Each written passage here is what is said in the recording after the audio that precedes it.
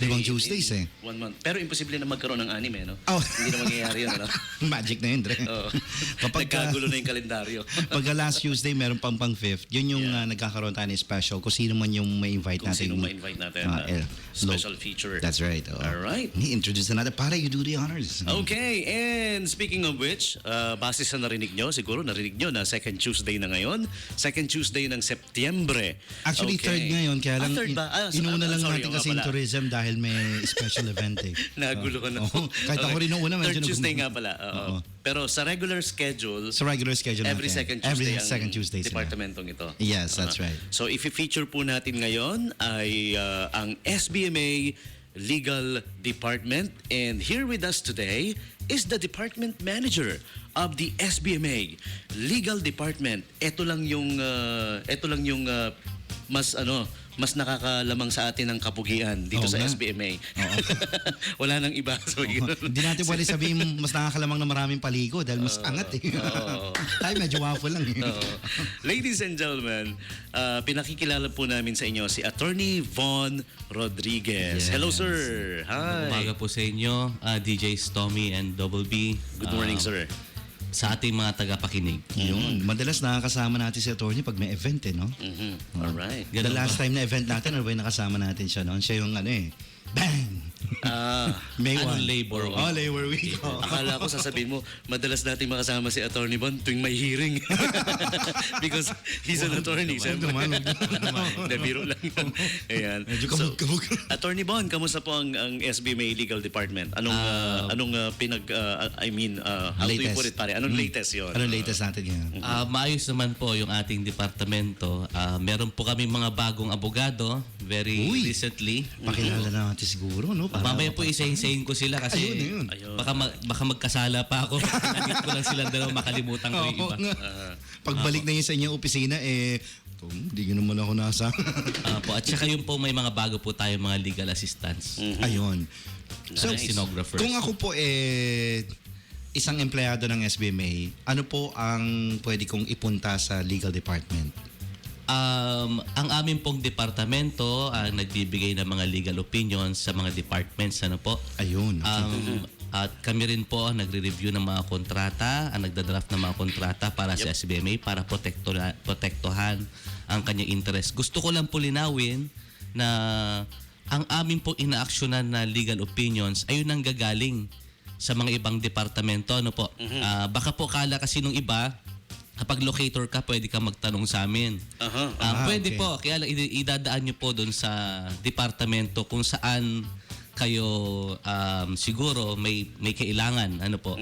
Kasi po, pag dumiretso po kayo sa amin, baka makompromiso po namin yung SBM. Halimbawa, meron kayong problema sa inyong mga private transactions. Alright. Bigla kayo magtatanong sa amin. Ayun namin maipit o makompromiso yung SBMA. Kung magbibigay man kami ng mga legal opinions. advice o legal opinion, at baka mamaya magamit pa eventually Naman sa po. SBMA. Kung halimbawa man, yun ang kanilang punto, no, na nabalikan tayo or anything. So may mga pangyayari na pala ng mga locators natin na lumapit sa inyo na naisip siguro nila pero hindi nila naintindihan na talagang parte ng SBMA itong legal department na ito. At of course, Actually po, meron po tayong rules, no, na yung mga internal memoranda natin, yung pong mga issuance ng ating board ay hanggat maaari ay hindi ibinibigay sa mga third parties. No? I-request po ito, rini-request po ito. No? Ang request po ay inihihain sa ating chairman at syempre po, siya po titingin kung karapat-dapat bang ibigay itong dokumento o hindi. final decision of course. Galing sa office ng chairman and administrator. Meron po tayo, ayun po ay matagal na pong policy na inapprove ng ating board mismo. Ayun. So, siguro, partner, dagdagan pa natin yung information na mabibigay natin. Ano? So, actually, ang programa natin na ito na every second Tuesday with the legal department, hindi lang naman po ang tatalakayan natin about SBMA Legal Department, kundi siyempre may mga nakikinig tayong mga employees ng iba-ibang companies as well. Or siguro Iba't mga ibang, within business locators Or mga taong hindi naman din siguro nagtatrabaho pero may mga legal issues na baka pwedeng makapagbigay ng konting personal legal advice lang naman. Apo, pwede po yun. Pwede yan. Pwede kayo yan. mag-text. Sabihin nyo, yung kapitbahay ko po, ang ingay-ingay, gusto ko siya demanda. Ayan, tanong natin si Atty. Baka makasagot si Atty. sa inyo. Ganito kasi yan eh. Ang konting sa Huwag po atin yung yan. irereklamo nyo yung SBM. Ay, Baka mapahamak Wag naman, po wala, tayo. wala naman tayong ginagawang kundi lahat puro ikabubuti ninyo eh, for everyone's benefit. Yan. At saka kung maaari po, huwag nyo babanggitin yung locator kasama yung nagtatrabaho. Oo. Baka mamaya mabanggit ninyo Baka na, mabanggit. ay kasi po yung boss ko, ganito, alam mo, sa ganito, sa ganyan, gano'n. Ano General naman? po, mga general na tanong. general, Yan. Pag legal naka-receive kami advice, ng text na medyo specific ng konti yung mga kumpanya na nababanggit ko sa kaliman, medyo iwasan po muna namin yon. Pre-screened naman, sir. No, Ayan, please screen ayan. natin. Salamat, DJ. At kung tatawag man kayo, medyo madali lang naman yun eh. Tahimik muna kami, kakausapin namin saglit off day. So siguro po, next airing natin ng second Tuesday, may makakasama na si attorney din ng mga kaibigan natin, mga attorneys also from the legal department para the more the merrier din, ano? Boom. Opo, actually kahapon, gusto kong tumakas dito. Hinanap ko sila lahat, nawala. Nawala. Mamahihiyain naman. Hindi Mahihiyain. naman nangangagat ang mikropono daw, sabi niya. Ayan po. Unahin ko na yung tanong. Siguro, partner, announce natin numbers natin just in case sige, meron sige. silang gustong legal opinion na itanong din para makatulong. Community service na rin naman to in a way. Yeah, okay. Numbers. Numbers are 0909-263-0840 and yung globe number natin is 0917-648-2772. And iba pa yung numero ni DJ. Oo, pwede nyo rin ako i-text. Yun na, pakinggan yung numero na yun kay Tommy Gion. Yeah. Yun sa akin naman, you can text my Globe number kung Globe use subscriber ka, 0915-890-4724. Kung namang smart, text mo yung personal number ko na 0921-303-3009. Alright. Ako na siguro unang magtatanong habang Okay. nag-aantay tayo na mga gusto magtanong legal opinion. Alright. Isa akong Freeport locator employee. Hindi natin maiwasan. Minsan nagkakaroon ng labor dispute talaga. Personal minsan. Kunyari, natanggal ako sa trabaho pero 10 buwan naman na ako nag-work. So parang, well, in legal means, ibig sabihin, ano na ako dapat doon, di ba? Regular. Regular. Kasi lumagpas ako ng 6 na buwan. Tama po ba yun? Hindi Depende. po. Ay, hindi rin. Okay. Opo, ang pagiging empleyado po ay pwede kang i-hire under probationary employment sa loob ng 6 na buwan. 6 na buwan.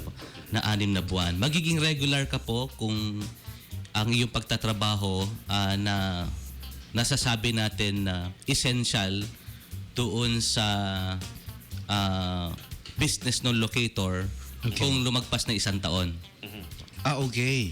Pag lumagpas po ng 1 taon, dapat po maging regular ka na. Okay. So, Pag hindi yung pala- probationary po, halimbawa probationary ka, 2 beses ka na probationary, so meaning to say 6 months, that would be a year. A year. At bigla ka ipo-probationary uli at essential yung iyong Trabaho. trabaho Na doon pag sa nawala ka business doon, ng malaking locator. kawalan. Opo, ibig sabihin po nun, medyo umiiwas na po yung employer mo no doon sa na maging regular ka. So, Ayun. to cut the story short, 2 beses kang probationary, okay pa yon. Okay pa yun. Okay pa naman. Wala pang Okay kaso pa. yun. So far. Wala pang problema. Pero yung pangatlo, pinapipirma ka na ng probationary ka uli. And depende pa rin kung essential ba. Parang gano'n. Tama. Kung essential ba? Kumbaga driver, hindi tatakbo yan kung walang driver. Halimbawa, Depende din siguro kasi kung marami kayong driver, kumbaga kahit mawalan ng 2 drivers, okay lang, tatakbo yung company, siguro ko-consider yun. Siyempre, Ano? Halimbawa, kung transport tinatry mo. company ka at driver, Oo. driver ka, Marami. essential yun. Essential yun, no? Yun eh. Kasi marami mga company drivers na Correct. different companies na hindi naman din talaga ganun ka-essential. Kumbaga pag kailangan ka lang talaga tsaka tumatakbo. Or something like a makina na ikaw lang ang may kakayahang paandar. Ayun, talagang matindi yun, di ba? Yung mga laugh Sa mga machines. factories. O, sa Special mga skill. factories. Yeah. Saan ako pupunta? Meron akong, tama po ba yung pagkakalam ko na merong opisina ng Lido kung tawagin, yung labor in... Opo, nasa labor department mo. Tapo. anong meaning ng Lido nga pala? Labor. Disputes yung letter Oo nga D, eh, pare. disputes yung letter 3. Pati ako nakalimutan ko. Disputes office. Industrial yata, labor industrial disputes Disputes office, ayun. Dati, about 10 years ago, sa taas ng ano naalala ko yun, nagpunta ako noon. Di ko na sasabihin saan akong company dati noon. Sa building 662 yata sila, second. Ngayon, doon pa naalala ko about say more than a decade ago, sa taas ng dispensary natin. Nandun yung office Yeah, nila noon. doon sila dati. That was a long time ago. Oo. Bago pa lang ako Elementary pa uwi lang noon. siguro. Aray ko naman.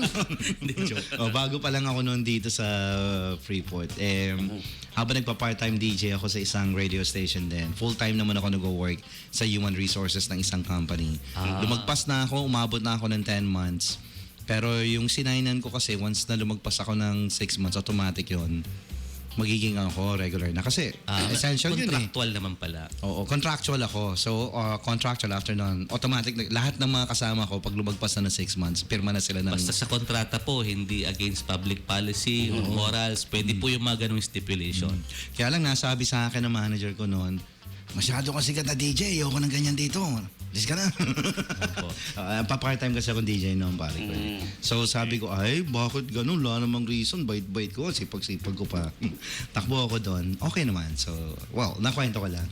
So yun, sa akin, unang nakita kong tanong kasi medyo pinagdaanan ko rin eh. Kaya ganun.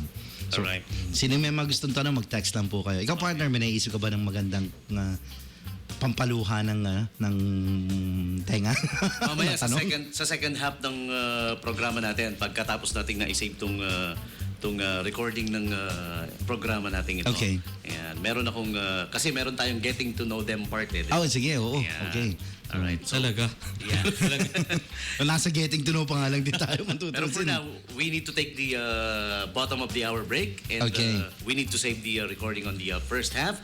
Ayan po, again, sa mga kakatunin lang, ang bisita po natin ngayon sa The Freeport Hour is si Attorney Bon Rodriguez, Manager of the SBMA Legal Department. Alright. So ulitin natin kung sino po yung may mga tanong sa inyo na gusto nyong maliwanagan kayo, anything that is legal in nature. Lalo na pag tungkol sa employment, mas maganda-ganda ng konti yun dahil mas nakaka-relate ng konti ang ating mga taga-legal department din eh. Pero kahit na medyo personal, kinagat ka ng aso ng kapitbahay, gusto mo magdemanda, depende yun. Legal Okay lang po matters. yun, okay lang. Pwede ba yun? Pwede Opo, yun? pwede po yun. General Pwede. naman yun eh. Yeah. Natanong ko na. Medyo natanong ko lang. Pero pag sinabi mo kung sino yung may-ari ng aso na Ay, tenant hindi, na hindi. SBMA, residential desk, patay tayo talaga. Pero pwede pala yung pag kinagat ka ng aso ng kapitbahay, pwede kang mag-file ng demanda in a way. Opo, dahil responsibilidad Yeah. yung kanyang alaga. Ang masama pa nung pagkakagat sa'yo, makikita bubula yung bibig nung aso.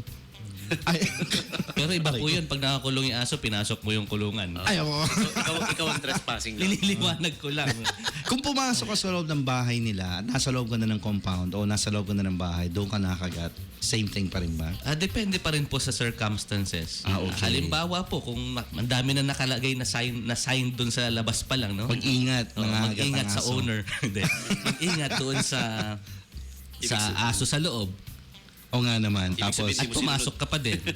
Pero kung ikaw naman yung owner, hayaan mo nakatiwangwang na bukas yung pintuan. ayun, oo. May So, mga circumstances syempre na tinitingnan.